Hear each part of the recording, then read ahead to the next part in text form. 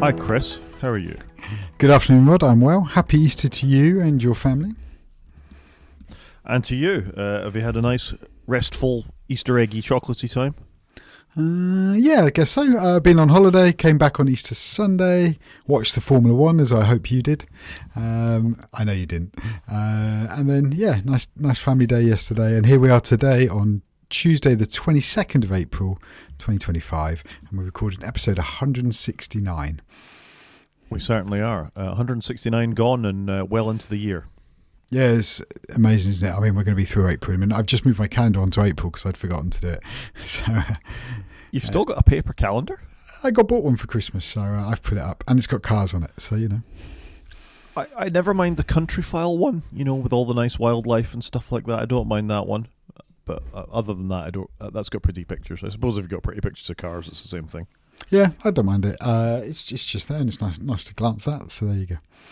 Fair enough. Should we dive straight into follow-up? Let's get into follow-up. So we're going to start with Windows 11, and we're going to recall the recall feature that we discussed a while ago. Yeah, so just to recap, this was launched not even to Insider Beta. I think it was rumored. It wasn't rumored. It was released not on the testing ring, but to sort of the beta ring is what happened. And Kevin Beaumont, who is a security researcher, got hold of it and tore it to shreds. Basically, nothing was encrypted. You could get everything. All apps are open. You had to opt out of it. You couldn't delete it. Basically, everything Microsoft could get wrong about recall, they got wrong. And it led to a flurry of, us talking about it, about how dreadful it was. And lots of other people going, because it wasn't only what it was recording and then what would be unencrypted on your system, it's what you would be sharing with other people and what banking apps it would pick up and what was in your WhatsApp chat and your photographs and yada, yada, yada. And basically it was a disaster, so Microsoft walked it back pretty quickly. Is that a fair summary? Yeah, they walked it back, paused it, and then they've had another run at it, I think.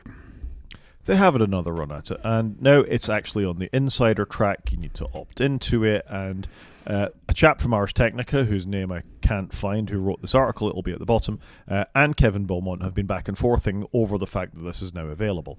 And they've done it a little bit better this time. They have an encrypted database. It's all built into Windows Hello and the encryption mechanisms and all the rest of it. And you've got to turn it on, and you can delete it off the system, and it seems like they're doing it in many ways a lot better than they did before. So that's slightly encouraging, I guess, that they have done it slightly better than before.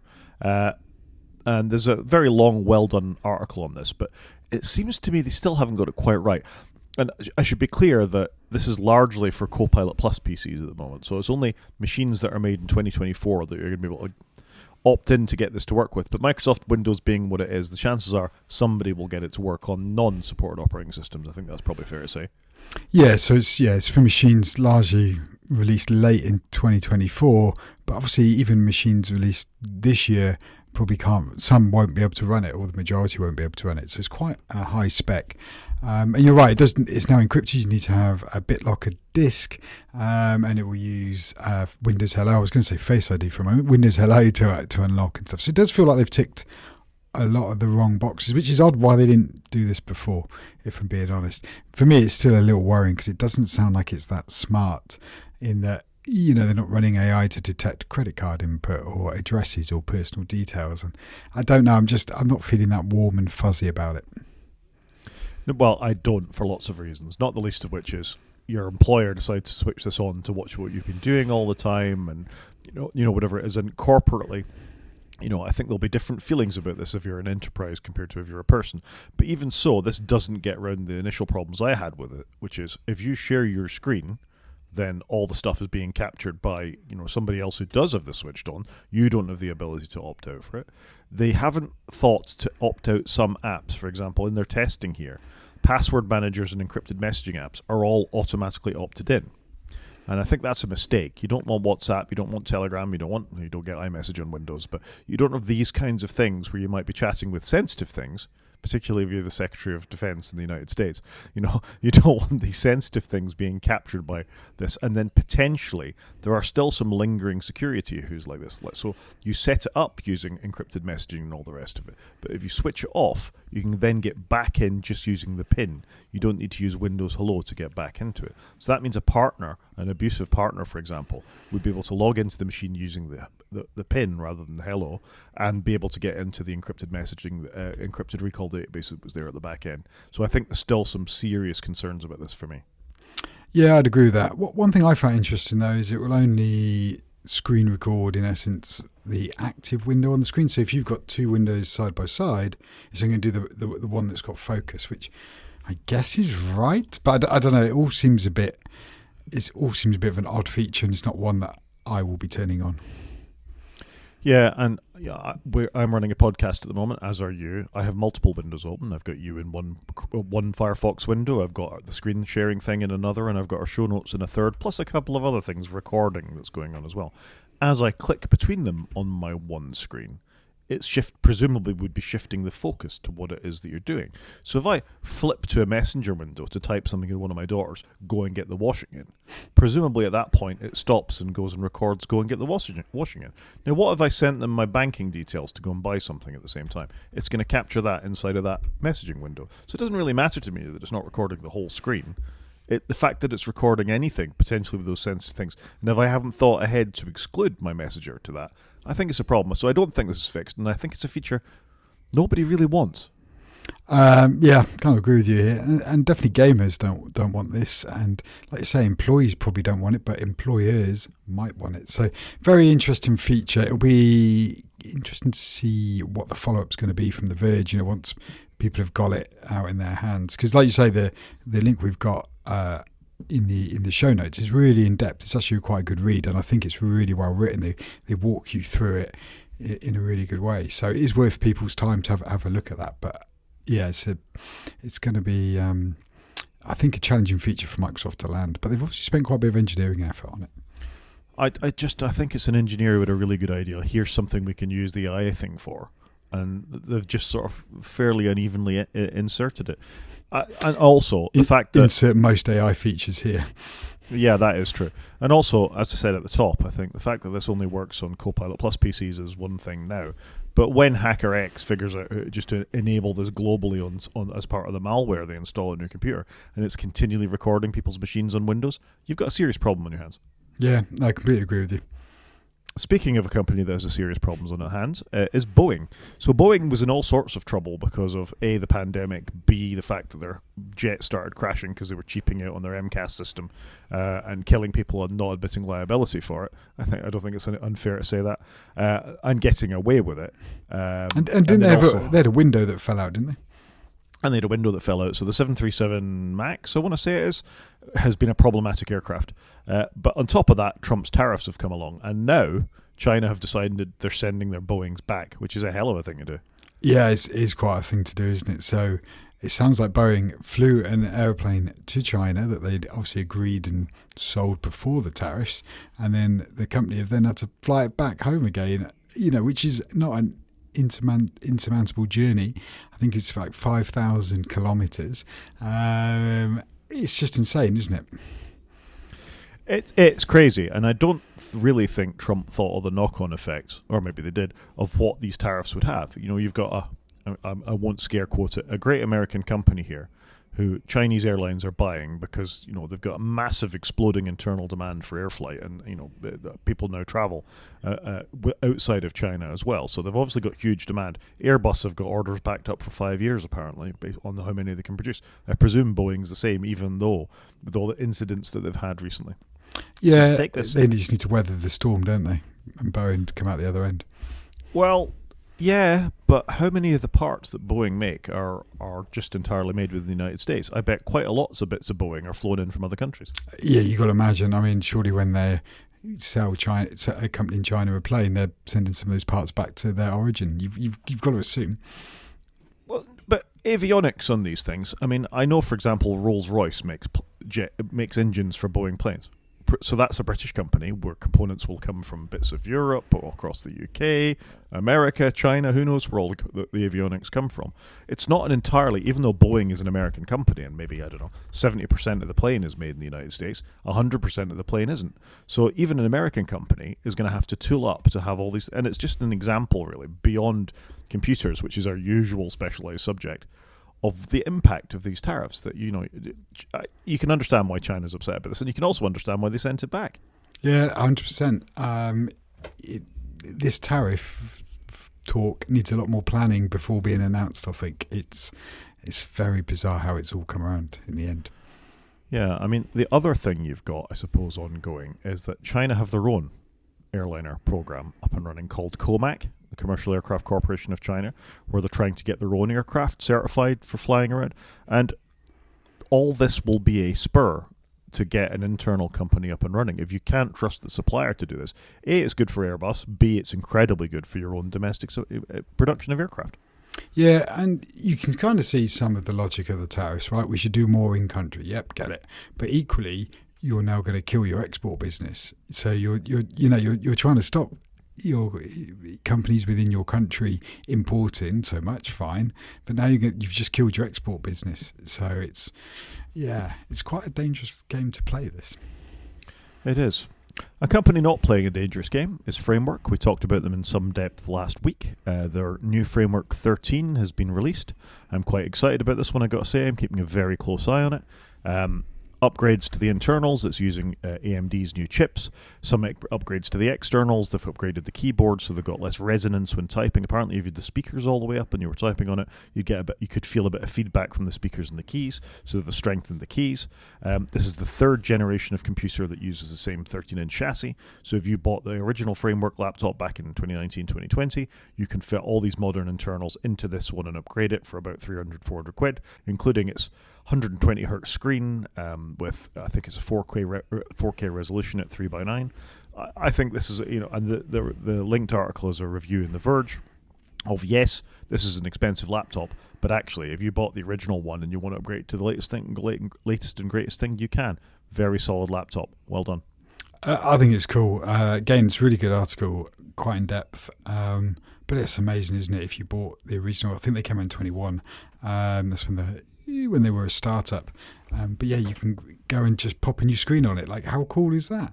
And I think in the article they say, imagine if you bought an M1 MacBook Air and you could just buy the M4 component from Apple today.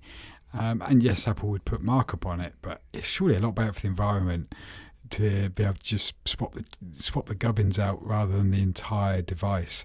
I would love something nice, especially in those little Mac Minis we bought. Imagine next year you could buy the M5 for £500, say. Like, that's a snip of the original price, and if the RAM and everything else still works in the chassis, it would be fantastic. Yeah, I'm totally with you on this. I don't think it's a bit unfair they've given the screen a C. I think it's a slightly unusual thing, but it's a 120 hertz high resolution screen. You've got to pay a lot of money to get a MacBook Pro with a high-resolution screen. If you buy a MacBook Air, which is a great price, we've said it before, $999 is a phenomenal price for that computer, you're only getting a 60-hertz screen at less resolution. So I think this is great. Good enough webcam, good enough microphone. None of these are getting a D. I really like the number of ugly stickers to remove. This is a big problem on Windows laptops, I'm sure. But yeah, I think this is a really solid and well-done Framework for turning this in 3 years in a row and sticking to the commitment of repairable, upgradable laptops. But they're also, producing a really well-made device that you can swap the components of. I think that's a very tough game to play, isn't it? Because you can have a well-made device with fixed components, or you can have a reasonably well-made device or very well-made device with swappable components. It's quite a feat. And the nice touch, and I can't remember we said this when we went through it last week, is every single component in the laptop has a QR code. So if you're unsure how to fix it, what part to order if it breaks or whatever it is, you scan the QR code and it takes you to a wiki article and a video on what to do, as well as the place to go and buy a new one. And some of this stuff is their own, obviously. So if you've got to replace the main board, then you're back to Framework for that. But you can flip out an SSD, the RAM, the Wi-Fi card, whatever it is you want to do with an appropriate component because you're using standard sockets. Fantastic. Yeah, it's brilliant. I really want to get one of these desktop ones. That's what I would like, because then I could just swap components as and when I fancy it. Yeah, I think it's a good thing. It's almost like computers used to be, isn't it? Yeah, like the good old days. Also like the good old days, Google is being sued in the UK for £5 billion for allegations of shutting out rivals when it comes to advertising. So I think this is just yet another typical element of what Google does, is they dominate a market and then they get sued within that market. And this is the UK for a change instead of the United States, but I'm glad we're sort of taking them to task, really. So the allegation is that Google, owned by Alphabet, contacted phone makers to pre-install Google search apps and Chrome browsers on Android and paid Apple to make it the default search on iPhones with the intention of shutting out competition. This sounds very familiar, doesn't it? This is what's going on in America too.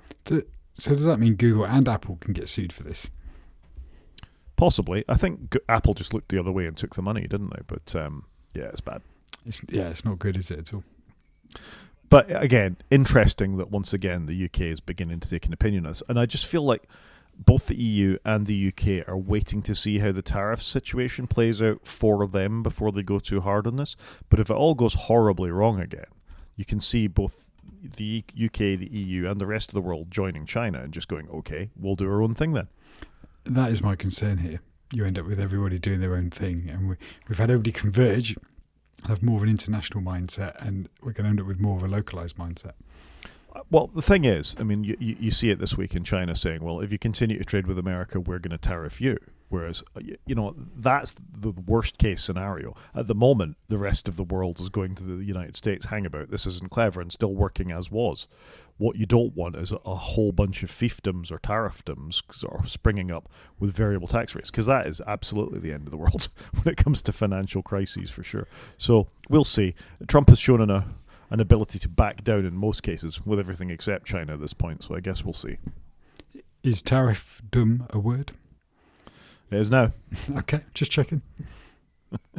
Sticking with the United States, and we talked about something like this before, about the dangers of people going to visit America at the moment, and this is definitely got more of a tech angle, is the EU staff going, and this is an article in the Register from the 15th of April, is the EU staff are being given burner phones and burner laptops to the United States, so in case their devices are searched for critical posts or things that aren't meant to be on there, they can be searched at customs without it being a risk. This is just, what world is this? You can have a phone for every country. And again, we've just reached a point where you don't need to do that anymore, and you can have SIM cards and swap them in and out. But now it's the data on the device, isn't it? That's the key. So it's bonkers to me.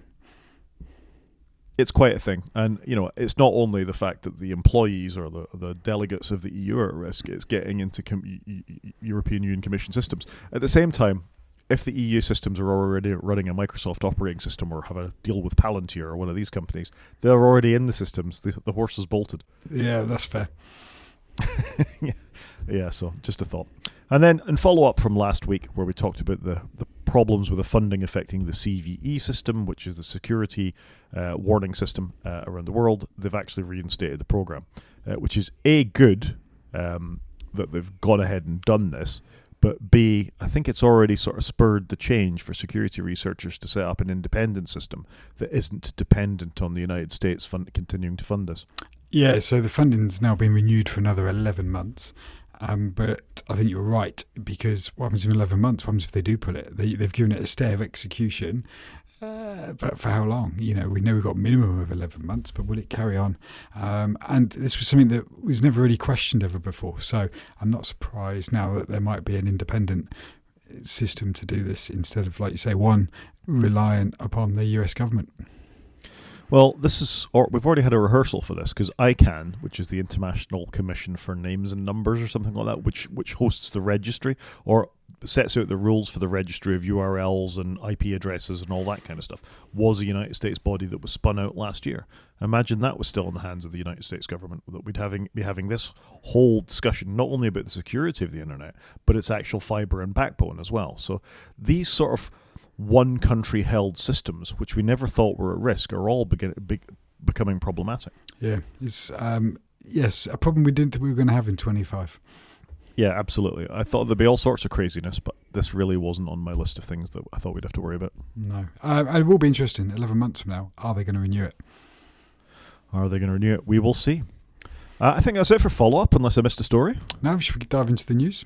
Let's dive into the news. So this first story kind of appeared out of nowhere.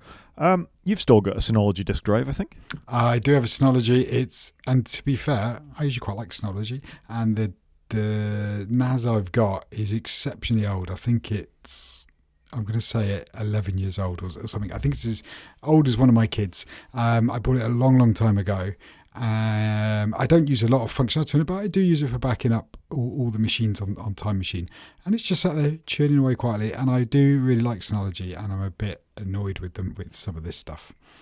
So this was a story that broke in Ars Technica this week about a change to the next generation of Synology's devices that were going to come out, where newer devices would only support Synology certified drives. So what we talk about when we talk about network attached storages, for those listeners that might not know, is basically a box of disks that sits to one side from a manufacturer such as Synology or QNAP or Unify or any of the TerraMaster or another big manufacturer of them, where you bung a bunch of disks that you've got lying around on, you get some sort of storage array set up in that in software or hardware, normally called RAID, not a normal of levels, where a disk can fail or a couple of disks can fail depending on the configuration that you set on the device. Up till now, Synologies have recommended drives from a manufacturer, but never specified that you must buy the drives from Synology, for example. It's like Gillette selling you the razor and the blades. It's the same kind of thing. And that's been quite important because you can put older disks in them, you can put disks from another system in them, or whatever. Actually changing the rules of the game so you must use Synology certified drives obviously means they can sell you drives, the box and the drives, at a much higher price. And I think this is a real problem. It is. I'm not surprised they're doing it. They're doing it from a position of strength, aren't they? They're recognised as being, a great NAS provider. But I'm a little disappointed they're doing it. But I guess in the other breath, I can see why they're doing it. It's that, consistent income that the investors will want to see. They want to see how are you going to, you've sold everybody a Synology. How are you going to carry on growing your business? And so now you need to move into the consumables of their devices. Yeah. So I think this is really bad for lots of reasons. Not only, obviously, Synology are a well-recognized brand. They don't just do consumer level or prosumer level things like the drives that we're seeing in the Ars Technica article that we're talking about, but they do enterprise level as well, where 25, 30 level RAID attached devices that sit on your network. And at the enterprise, I think that's okay. Enterprises can absorb that cost for having more expensive. Well, I say that as times have changed. Maybe they can't so much anymore. Consumers can't. Consumers have always wanted to buy the cheapest drives or buy a Western Digital thing and shuck the drive out of the cheap enclosure and put that in there. Maybe not run Red level or Iron Wolf level drives in their systems, just cheap consumer ones, and they'll cope with the failures as they go. And I think that's been reasonable. And I think a user who's sophisticated enough to know they need a NAS and what drives to put in it is comfortable with the risk for that. An enterprise may not be. An enterprise will pay extra money that they're not comfortable with the risk for putting in an unsupported drive. Synology aren't the only people in this market, and there is QNAP, there is TerraMaster, there are other people that will let you put different drives in there. There's also been the rise of consumer, or open source storage systems, such as ones I've talked about before, such as TrueNAS. And I can't remember the other one. My mind's just gone completely blank but there's a couple of these things. Your average Linux operating system, if you tell it, will run you a RAID compatible file storage based on a number of disks. So I think this is dangerous for Synology to sort of push the market like this. You find you get a lot of pushback from people when you start to make changes like this. Yeah, and will they start to lose their loyal customers? Well, I think they might. So if you think of, I'm going to put another link up that remind me to put in the show notes, Chris, or you can do it while I'm talking about it. This ability for people just to install an open source operating system on whatever hardware they've got lying around, and just make use of the drives that are there, like I say, is a growing enterprise. So this company, 4 or 5 drives, will sell you a Storinator or a smaller thing where you can just put in whatever the hell you want and install whatever software you want on it. So if you have, they're called 45 drives because I think the very first system let you put 45 drives in a system. Wow, that's a lot. That's a lot of storage, isn't it? And I think it's a 4U system that you can put as many drives into you want to. And I don't know, it costs $2,000, whatever it does for the computer with all the storage on it. But they'll let you put whatever you want in there. They'll let you install whatever operating system you want on there. And that's at the high end of this. So I really think Synology have to be careful for this. A enterprise-minded admin can buy something like this, or buy something from Dell, or buy something from Hewlett-Packard, install one of these robust, tested operating systems, like TrueNAS, or a Debian, or something on there, and actually manage their estate on that. They don't have to buy Synology. So it's really easy to lose your cachet in this market. Yeah, I agree with you there. I think you're right. It is easy to lose it. It takes a long time to earn a good reputation or a brand. It doesn't take very long to flush it away. Just ask the American government. Quite. And should we move on to the first folding e-reader, which I quite like the sound of because I do. Tell us all about it. I like reading books, as we know. I've largely gone back to paper books, but I would be in the mood for a folding e-reader. But if you scroll down to the bottom, actually, we cover the highlights. So this is a Chinese company making this, and it does look good. But if you look at that last picture there, it looks a bit chunky. So it's an e-ink screen. It folds like a book, and you could have it in essence like a paperback, so you can see 2 pages at once, and it's the size of a paperback. So I kind of get where they're going with it. So it's got an 8-inch screen on it. I don't know. I think this is the future, hopefully, but are we going to end up with devices with folding screens for the sake of a folding screen? I don't know. I think if anything makes sense in this form factor, it's a book, right? I mean, we're used to opening books and reading them like this. If it's a sufficiently open operating system that you can put whatever you want to read on there, that's fine. If it is robust, that it continually stand being open and closed, as is always the concern with folding devices, I think that's a problem. It's e-ink, that's interesting. If the battery's good, I think that's fine. We have been able to cope with odd form factors if it's of sufficient benefit to us. This looks like my old Scion 3A organizer as I look at it when it's folded. It's got a bit of a bulge at one end and it closes at the other. And the picture of the gentleman holding it here, it looks quite small and neat. It looks like it would fit inside his rather snazzy jacket pocket there, and you'd have his book with him at all time. And, if it can run a couple of other apps, great. I'm willing to give something like this a shot. I mean, obviously it depends on the price, but a colour book in your pocket that you can have as many books as you want onto, you could load a few comics on there, whatever it is you wanted. I think it's a great idea. Yeah, and the hinge will survive 200,000 bends, apparently. That's what they've tested it for, which is quite impressive. I just wonder whether this gives us anything over what the Books Palmer does, which is a phone-shaped device, long and thin. Do you need a folding screen? Do you need a book to cover multiple pages at once? Like I said, I just don't know whether we're making things that fold for the sake of it. Well, we'll see if Apple release a folding phone in the next couple of years, I guess, won't we? There is that, but there's benefit in that, isn't there? I'm on the train, I want to look at a spreadsheet. I just open my phone out and I can do that. I've got a bigger canvas to work on. Do we need to do that with books? I don't know. Have you not got like a Remarkable or one of these special writing tablet things? I did have a Scribe for a while, but I have since sold it. I've gone back to analog and just paper and pen. But this is it. I think there's a market for this kind of stuff. The fact that these kinds of devices keep getting released shows there's something there. The fact none of them are successful probably means they haven't got it right yet. But I think there's a desire for amongst consumers to have something to fit a niche that may or may not be there. But you've got to try as a company to try and see if you can make that wedge. Yeah, no, I think that's fair, and I'm device curious. I think I like to play with devices, but I've equally tried to, I think, scale back the number of devices I have in my life. Fair enough. One device we've both got and everybody's got pretty much is a large screen TV kicking around in the living room or somewhere else in the house, often more than one. There's only really 2 manufacturers, really, when you get down to televisions these days. You mostly have Samsungs or LGs that are out there, and of course there's other cheaper brands, but Samsung and LG make the panels, including for things like your screen that you're using now. And in fact, I think the one I'm using as well is actually an LG panel. When it comes to television, though, the sort of real new frontier is watching what people watch and having targeted ads.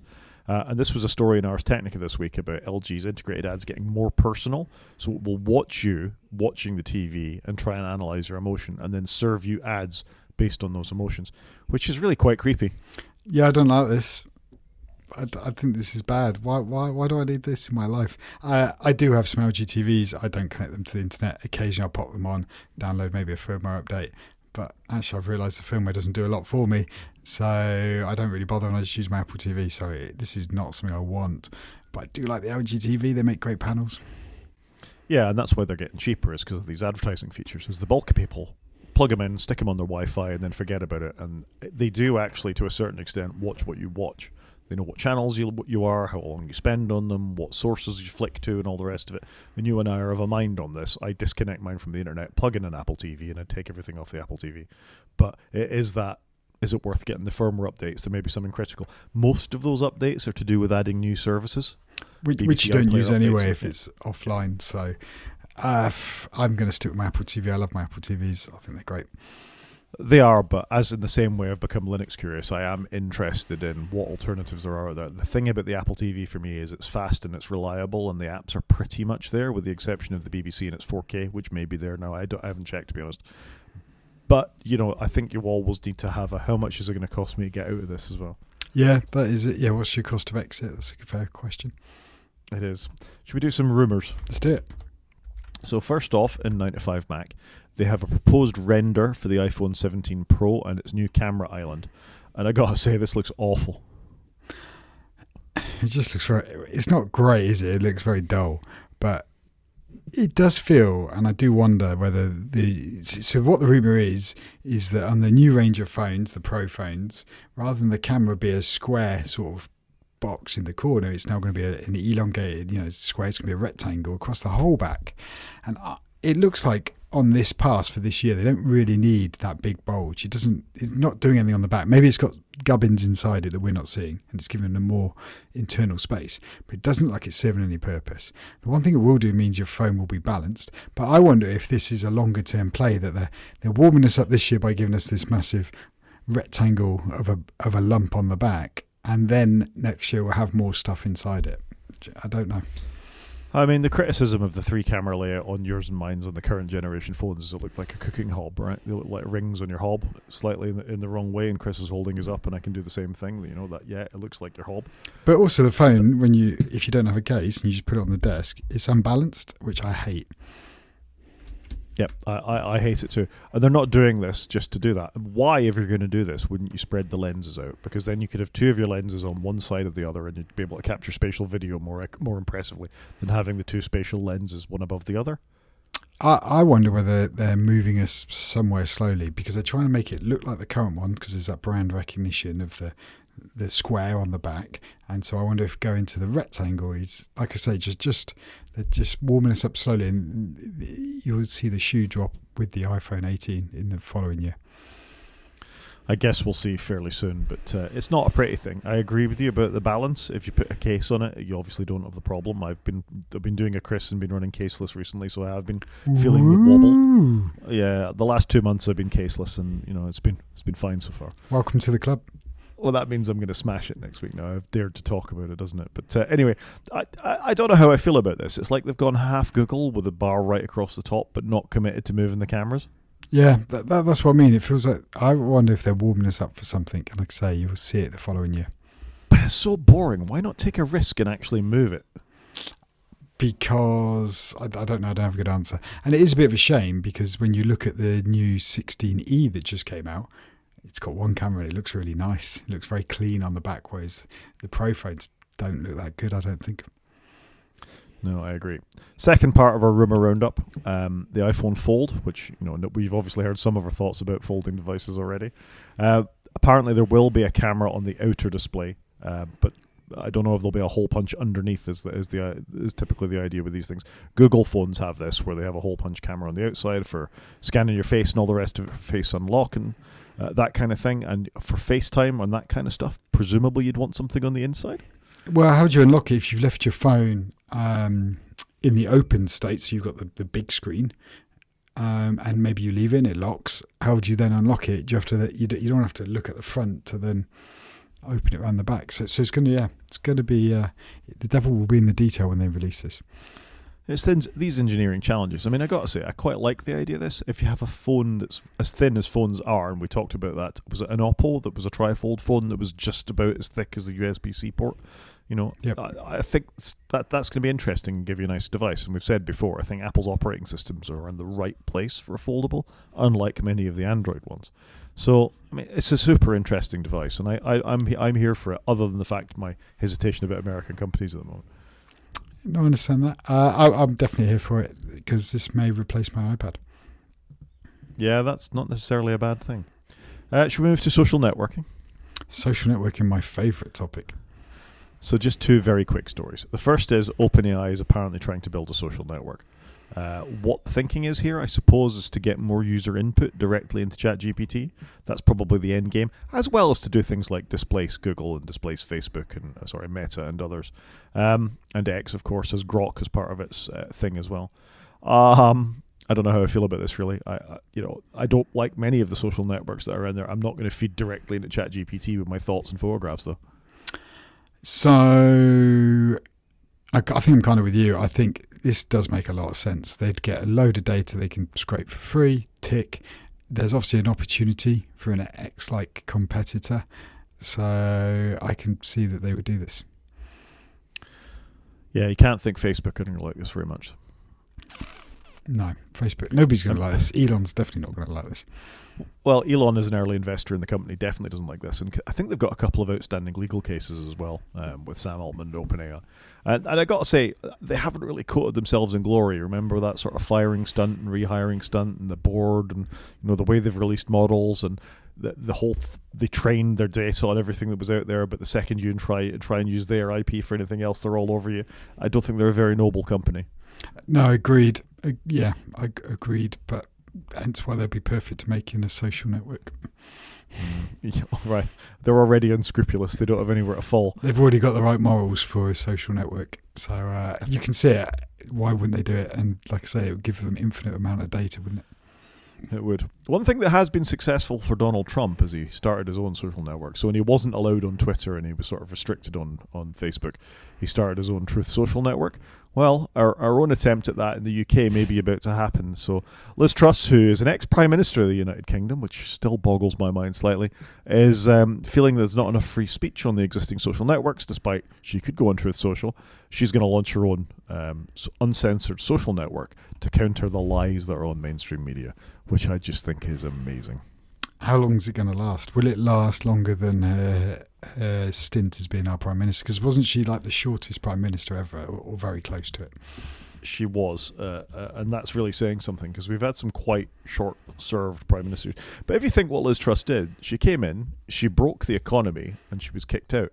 I'm seeing some parallels with other parts of the United States. It's just of the world. It's just she hasn't been kicked out yet. Yeah, we've never really fully recovered, to be fair.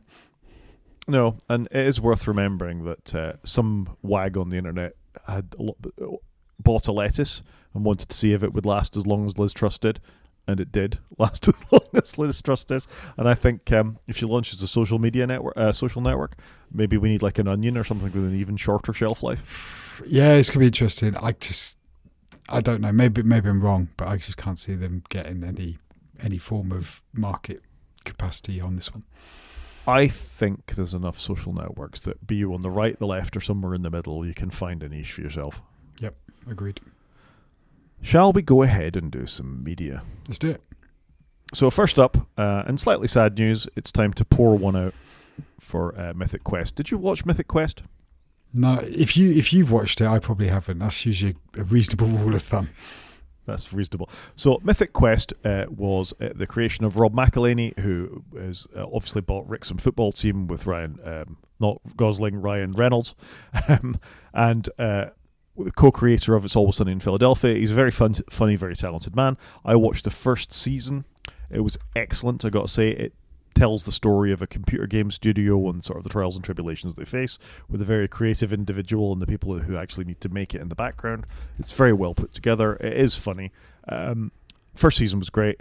They did an amazing little COVID sketch where obviously they couldn't go ahead and film the second season, where they sort of brought all the cast together on Zoom. It was very of its time. I lost interest halfway through the second season and never really went back. And obviously Apple have now lost interest as well because they've just cancelled it. It was his longest running show, 5 seasons of it. I think 1 spin-off show as well. But that's the end of Mythic Quest, which is a bit of a shame, really. It is a bit of a shame, but if you obviously fell off it, maybe others did too. Yeah, and there was a bit of scandal with this one.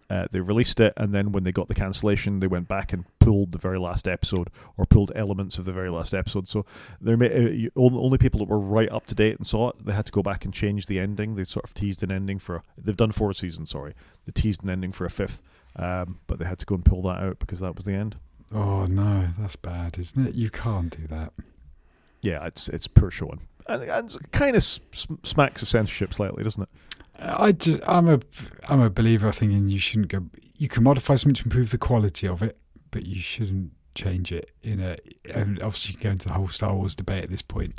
And it's the same with Heat by Michael Mann. For some reason, he took like a couple of lines from Al Pacino out that weren't really massive or controversial, but yet seemingly when he did a 4K version of it, changed it slightly. And I was like, well, you should just leave it alone. You've done it.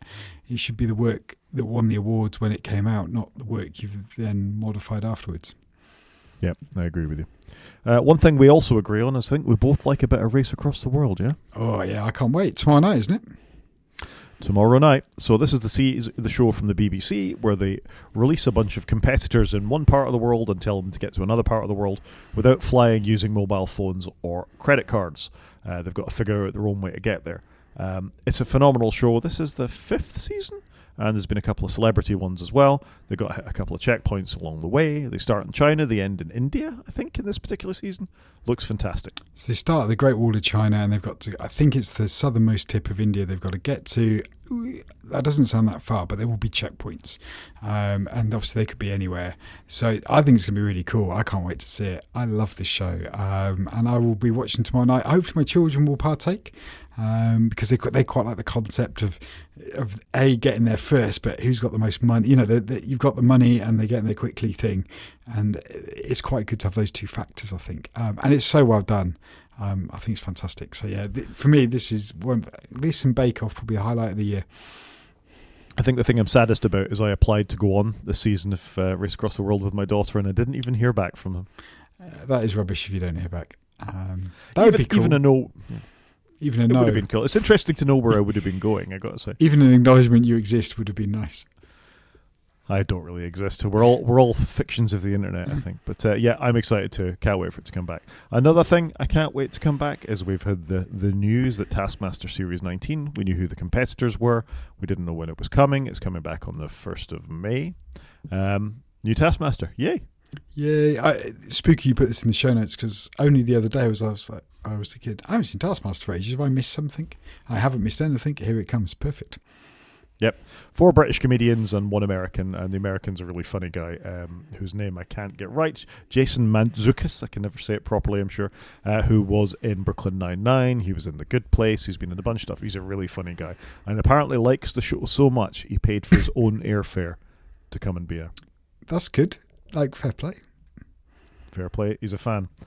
Do you want to tell us about Clarkson's Farm? There's not a lot to say because they haven't released a trailer, but season 4 of Clarkson's Farm's coming on the 23rd of May. Boom. So the next month's looking quite good.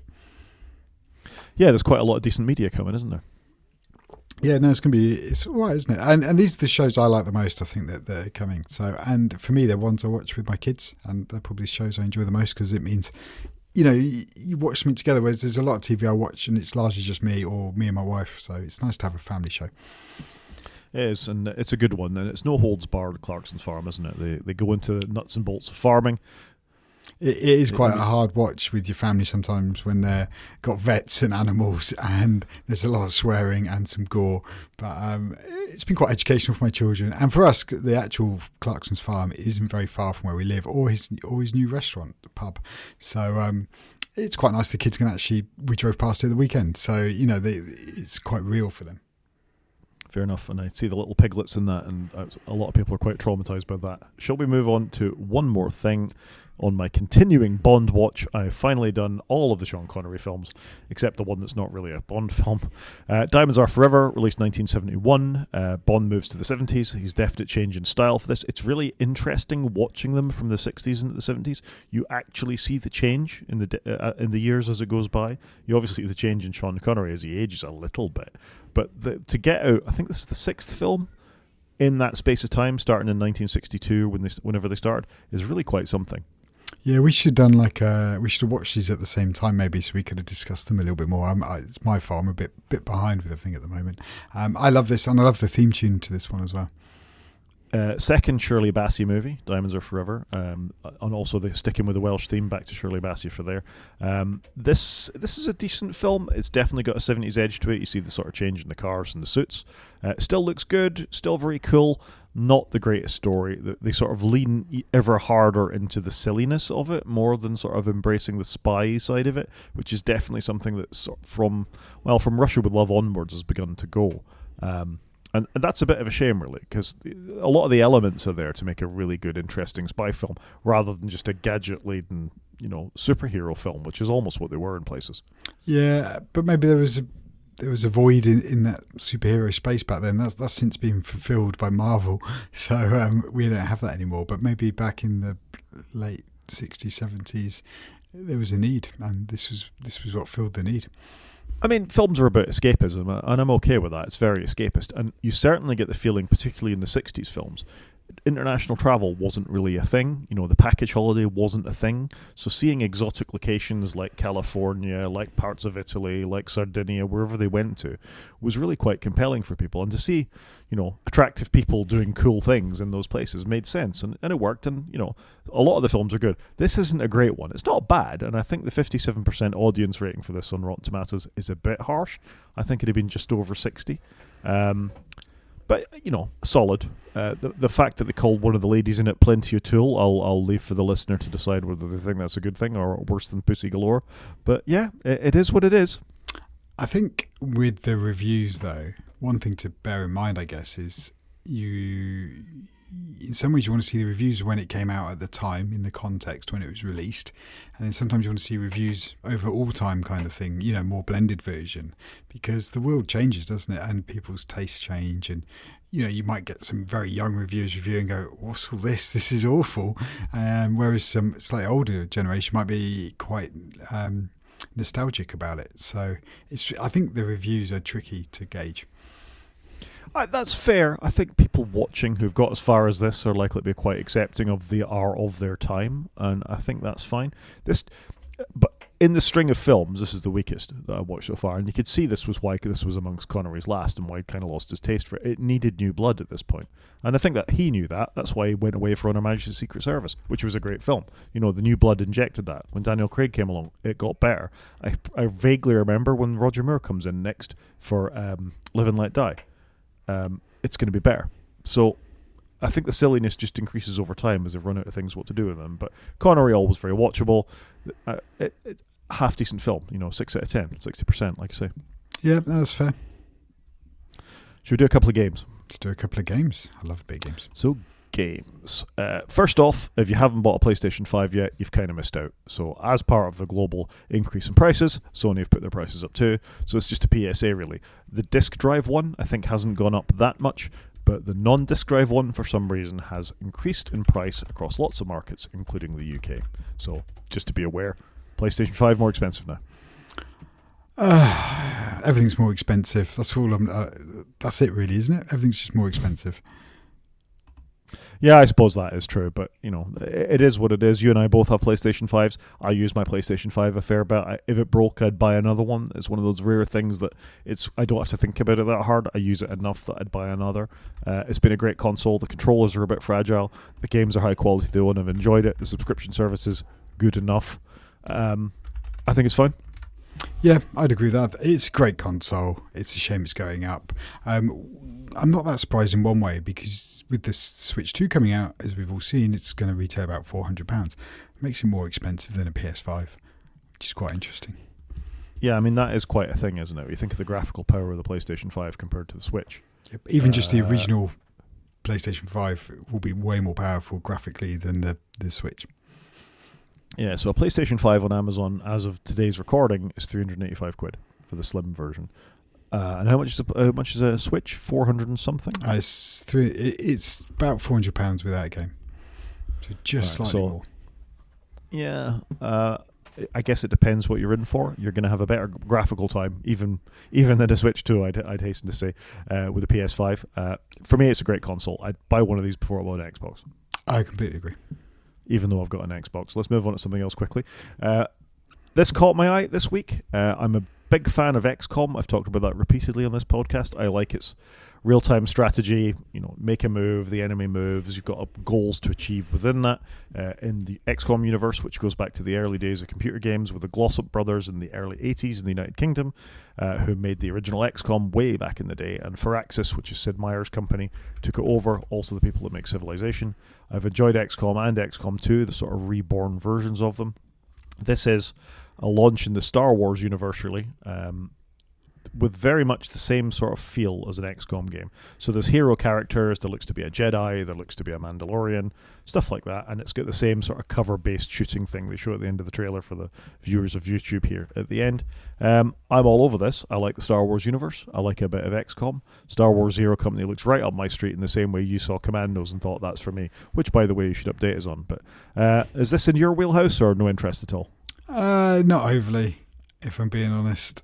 It looks fantastic. I struggle to keep up with Star Wars because there's so many different games made by so many different developers, which isn't always a bad thing. But no, not overly. I just haven't got the brain sometimes for the turn-based games.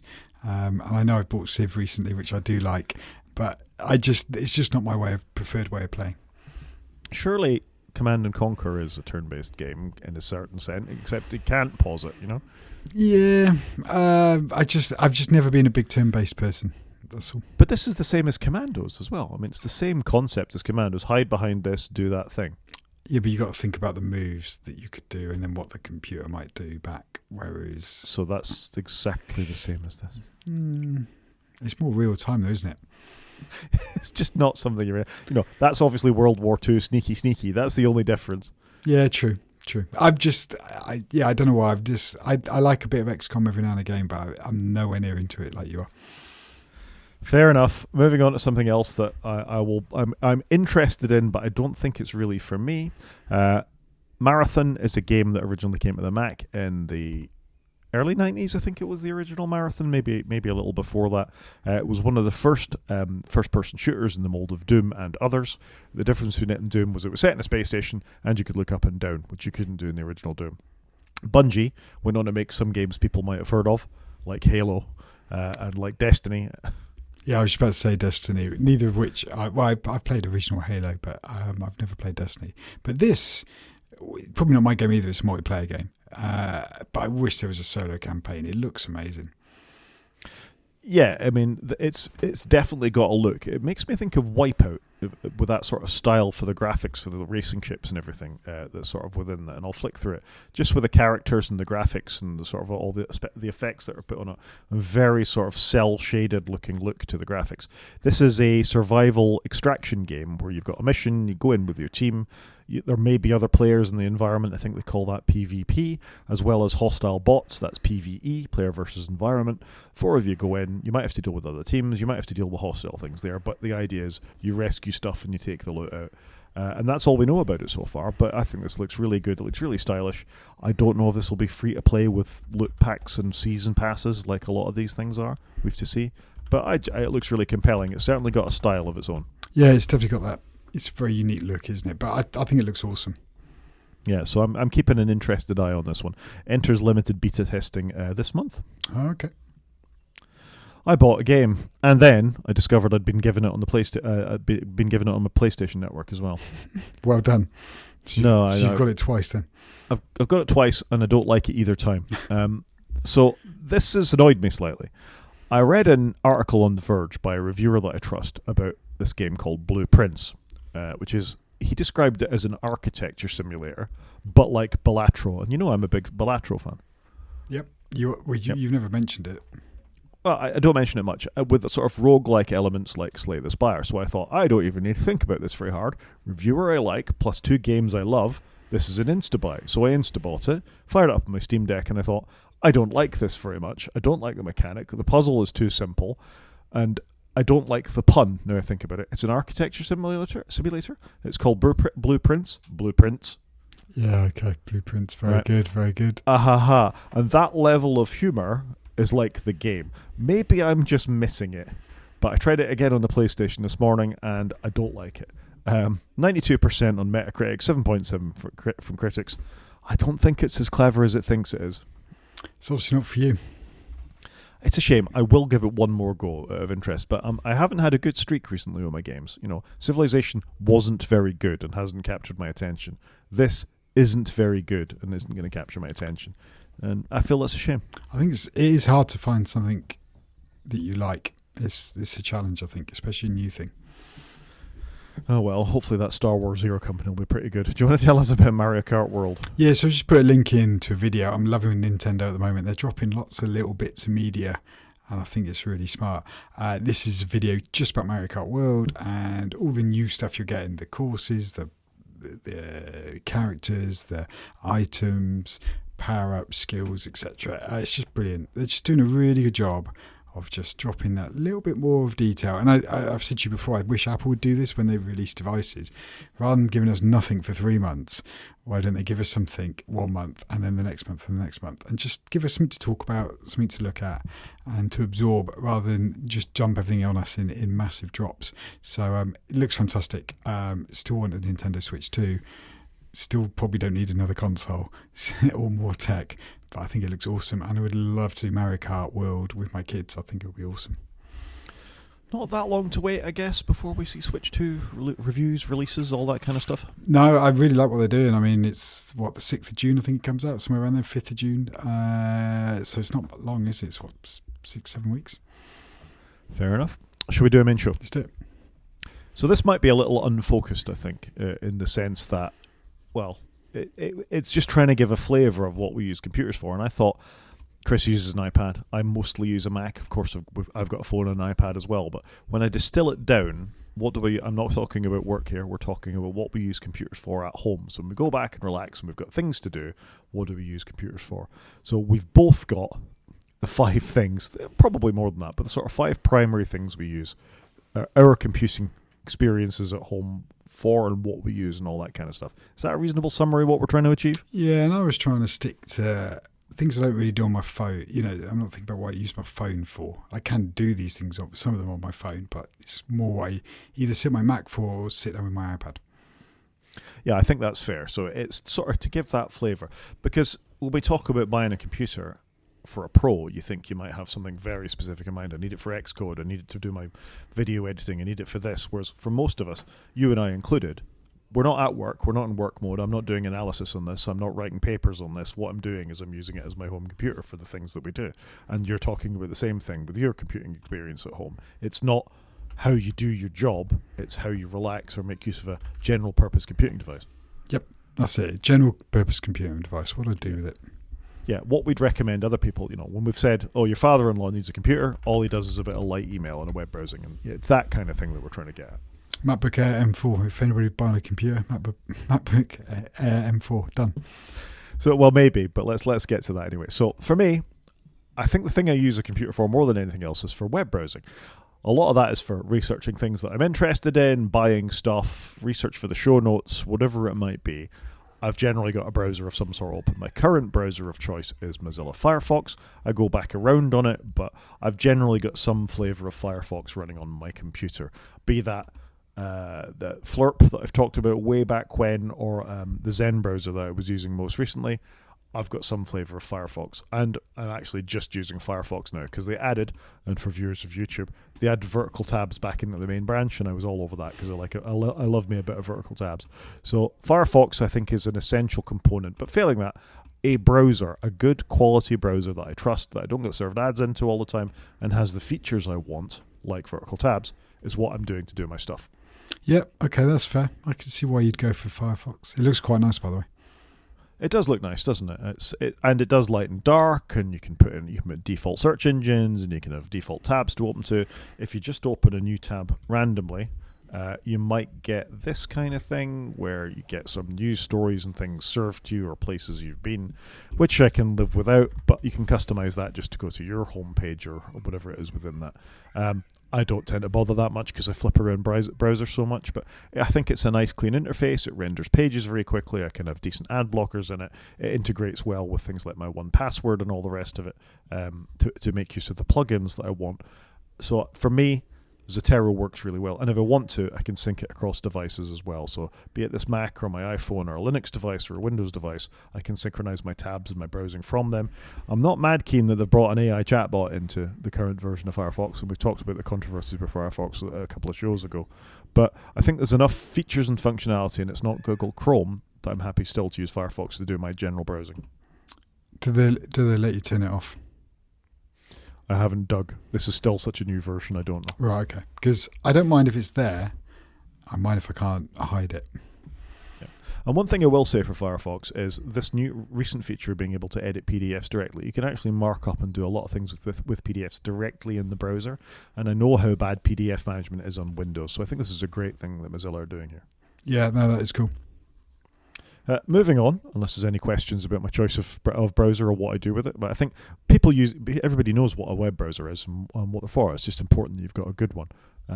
For me, because we record this podcast, and I'm not talking about the tools we use to record it, but DaVinci Resolve is an essential part of my workflow. So I do video editing, and my choice for video editing, I've talked about it a couple of times before, is DaVinci Resolve. I think it's very smooth, it works really quickly, it gets out of my way and lets me edit very, very quickly. I'm a big fan, and the fact that it's largely free for almost everything you want to do is terrific. No, that is good. I've said about this before. Video editing is something I've never done. I've never really had the inclination. But what amazes me with this is it's accessible to you for free, and then it's one you can buy, and then it's one that they make movies on at the other end of the spectrum. It's amazing how it covers all bases. Yeah, I mean, it's a super professional tool, and it's not a lot of money to buy the professional thing. And I've said before, Blackmagic, who are an Australian company who make this, sell you editing desks and cameras and all sorts of other things that go with it. But the tool that sits in the middle, DaVinci Resolve, to do the editing, is just a super slick piece of software. And I have used other video editing tools. I've used iMovie, I've used Final Cut Pro. I did briefly try Adobe Premiere, but I didn't get on with it very well. But this has, for what we need for the podcast and for the odd other thing that I need to edit, it's probably overkill, frankly. But it's a really professional, really easy to get your head around piece of editing software. Which is amazing. Like you say, it probably is overkill. But if it's really easy to use, why wouldn't you? Yeah, why wouldn't you? And I think it's 300 quid or something like that to buy the professional version, which unlocks all the plugins. Works on Mac, works on Windows, works on Linux. It's a bit fussy on Linux about video cards. It really wants you to have an NVIDIA video card to get a lot of the stuff built into it. But other than that, you're up and you're running and you're off you go. You're off to the races. Cool. Yep. For audio editing, I use Logic Pro. So I've got a podcast to edit. What I need is Logic Pro. Again, massively overkill for what I need it for. Logic Pro always shows with hundreds of tracks. In fact, it's a thing Apple often show on stage, is the thousands of tracks you can import into Logic Pro and manipulate them when you're building your next dance session because you're the Chemical Brothers or whatever. I don't need that. I need 4 tracks.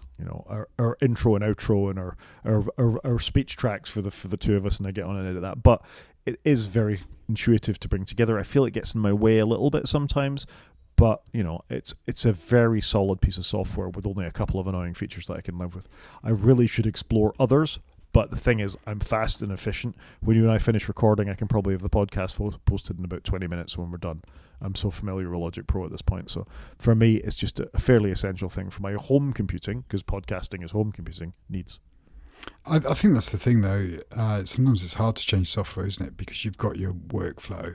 It's hard to then go and do something else. It is, and I guess this is something you haven't much fiddling with either. Nope, I've never edited audio, and I've never had any real desire. I've just never got into it, if I'm honest. My brain's just never been that interested in editing audio. I'm telling you, I'm going to have to do a challenge where you edit the podcast one week. We're going to have to balance this a little bit so you know how to do it. Yeah, I just feel I'm just not interested in. I've never been interested in audio production.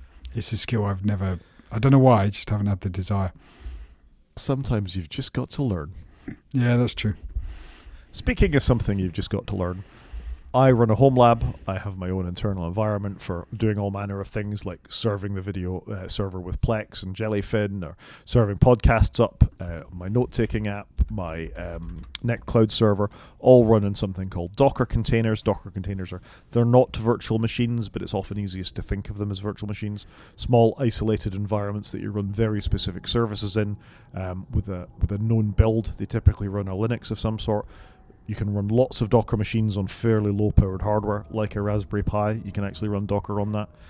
So Docker is just a tool that I've become more and more familiar with over time.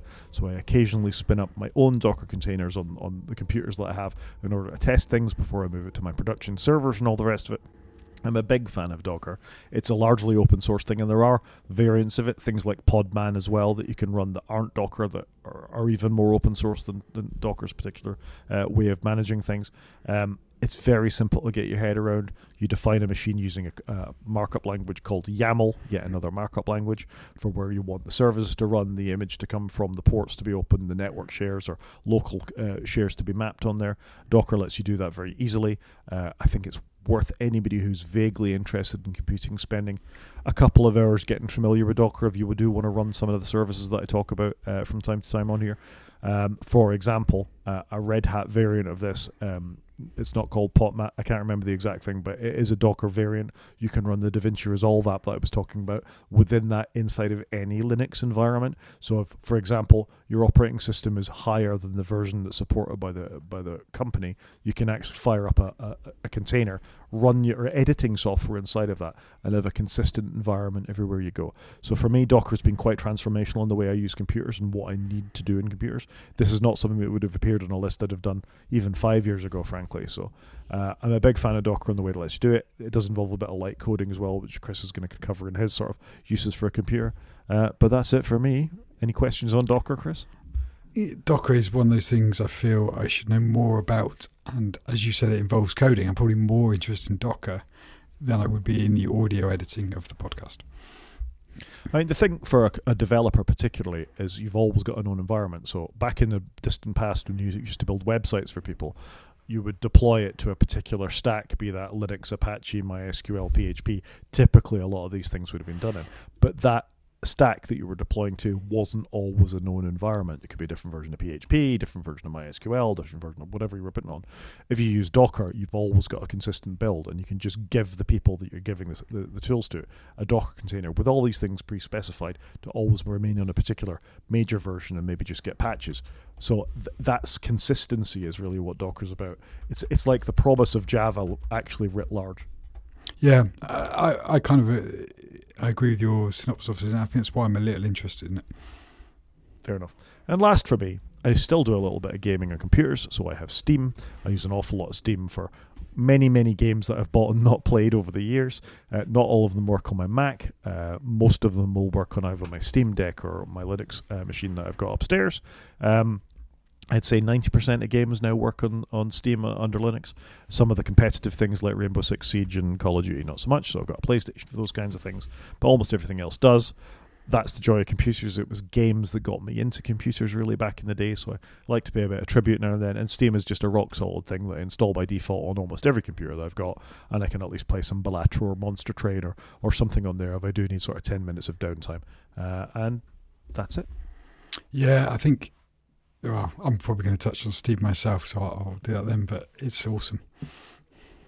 It's awesome. Over to you then. Over to me. So I guess like you, I've started with a browser. So I use Safari as my web browser. I have done ever since it came out. I remember it, being version 1, and it had brushed Chrome interface or brushed steel. I can't remember what they used to call it. Brushed aluminium. What do they call that interface? Brushed steel. Brushed steel. And it looked awesome, and it was just so different, wasn't it? Version 1 on the Mac. So I've been a Safari user ever since then, and I've never really strayed that far from it. I love it, and like you, I probably do it for sorting out finances, buying stuff, researching stuff. You do so much on the web these days, consuming media. So that's it really, and I just kind of like Safari. It works all right, but I should probably go and try out something else. I think because my primary device being my iPad, all the browser engines are the same, so I've always just used Safari, but I should probably flirt more with Firefox and alternatives.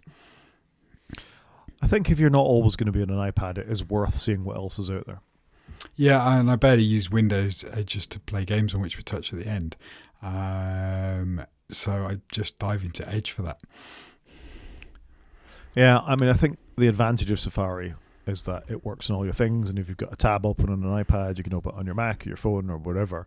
The disadvantage of Safari is it's the only thing Apple let you use, really. Yeah, that is it, and I should probably try others. And obviously, Apple don't run on Windows or on Android, and they just keep it on their platforms.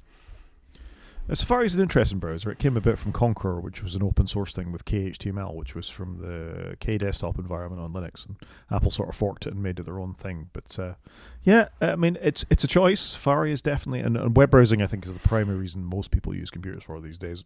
It's full stop. Yeah, and obviously we do loads on our phones, but sometimes you want to sit down and have a bit of screen real estate, which is why it's a joy to do it on your Mac or maybe on the iPad, because you can actually browse it and enjoy it. Yeah, and the web browser again. I do my email inside of a web browser, be it Fastmail or Gmail, sometimes my work email. I'm logging in a web browser. The web browser is the democratizing thing. Let the Mac actually be the device it is. I think it wouldn't have done so well without the internet. 100%.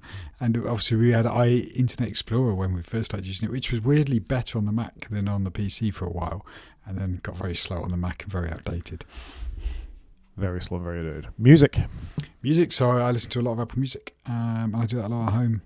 And so I use Apple Music, whether it's on my iPad, occasionally on my Mac. I just find the music client, because I've been so heavily on my iPad and my phone, I just find the Apple Music client, obviously it was iTunes, just weird on the Mac, because it's not like the iPad equivalent, which is odd. Apple need to complete their harmonization of their apps, but I love music. Sometimes I wonder whether I should go and experience Spotify or something, but I love music and I listen to a lot of it.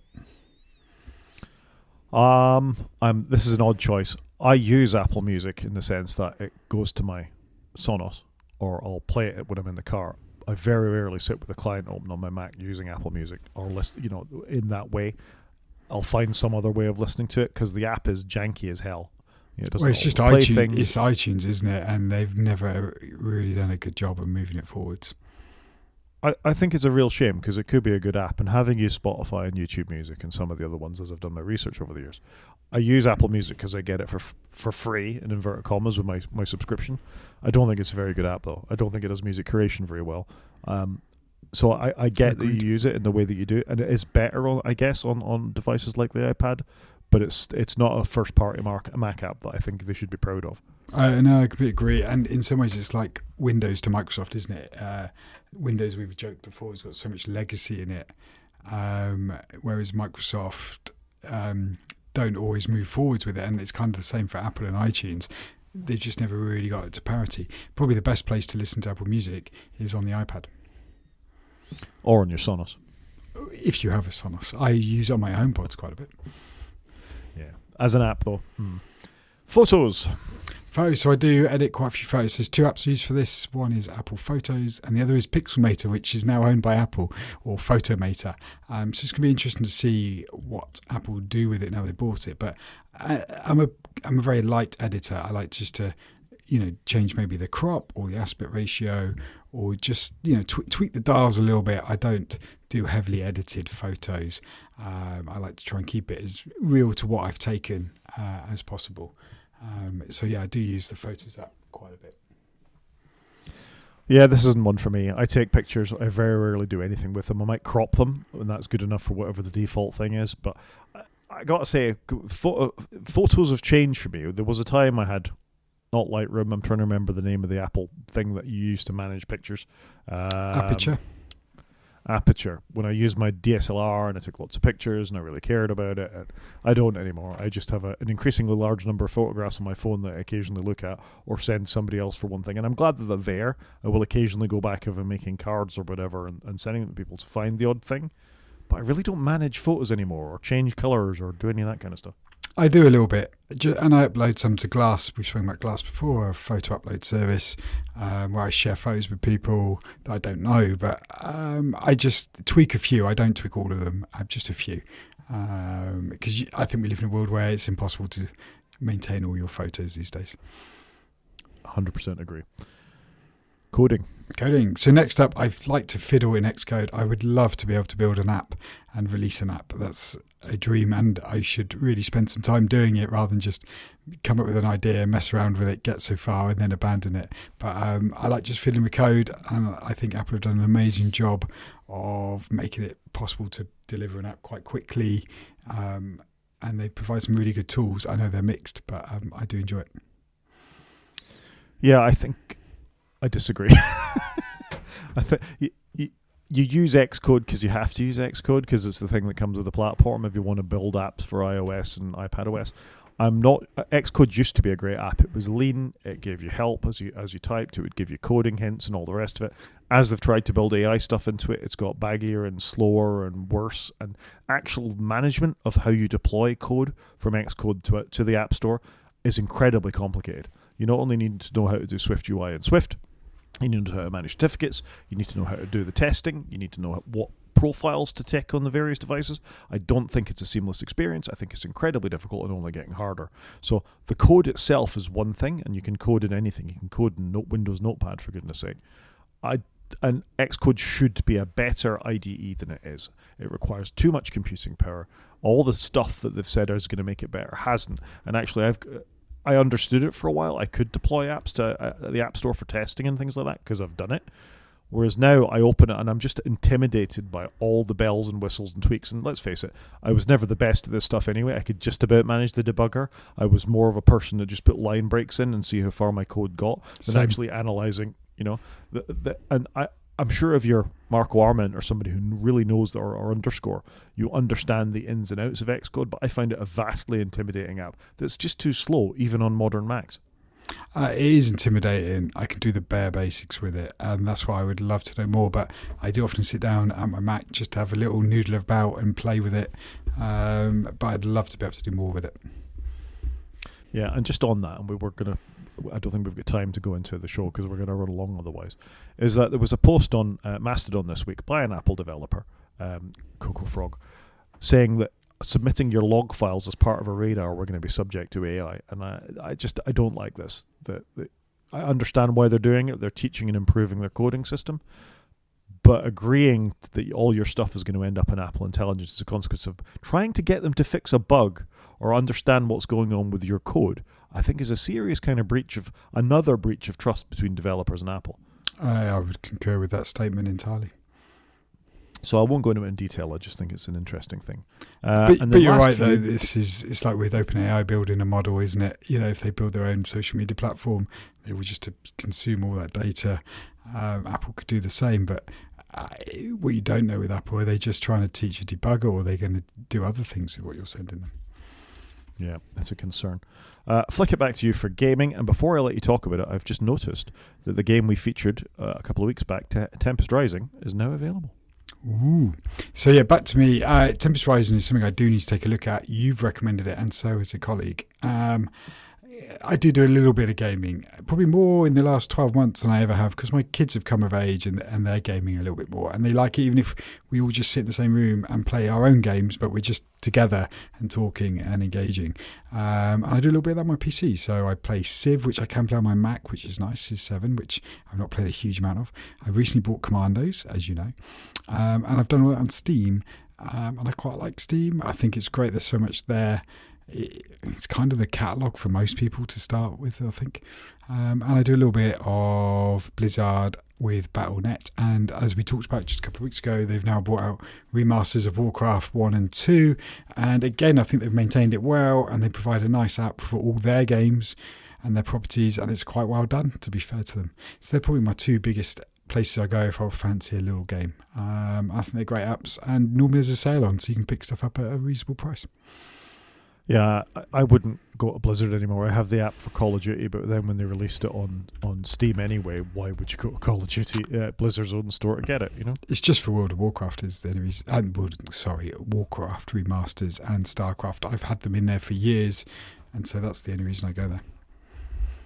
Fair enough, I guess. Overwatch 2 is quite a popular game as well, but I played the original Overwatch, but Overwatch 2 didn't do it for me.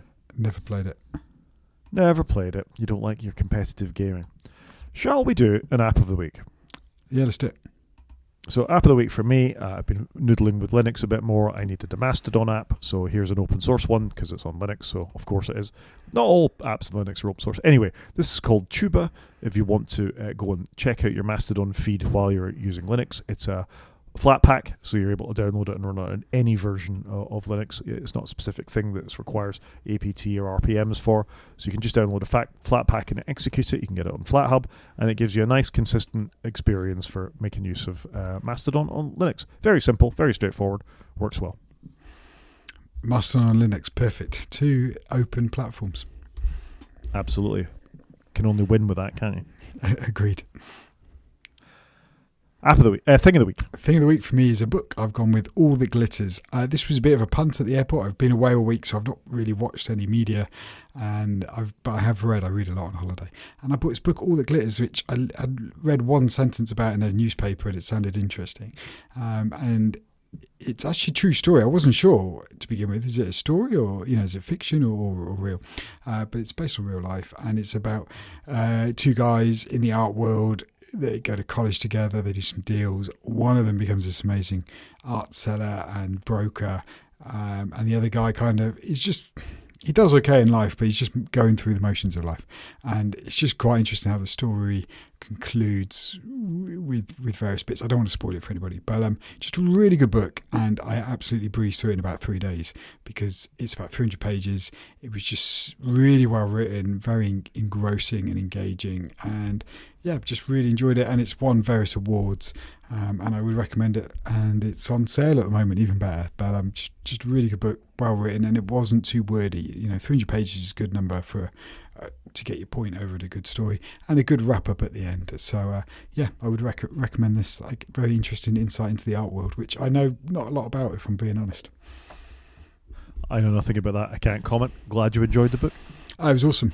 Generally enjoyed it, and like I said, it was the last minute. I was at the airport. My wife had got a book, and she goes, "Do you want a book?" And I'd already got some with me. And I thought, "Oh, go on, I'll get that." I read that. And I read the article saying they recommend this, and I just grabbed it at the last minute, and we were so glad I did. Brilliant. I think we can call that a show, Chris. Yeah, I think so. So thanks to everyone for listening. If you want to get in contact with us, Rod is at g5maniac@mastodon.scot. He's also on Blue Sky, where he's at g5maniac at bsky.social. I'm at Mastodon, and I'm at _CJP at mastodon.social. You can watch on YouTube by going to our website, click on the YouTube link, or drop us an email awake from sleep at protonmail.com. Talk to you next week, Chris. Cheers, Rob.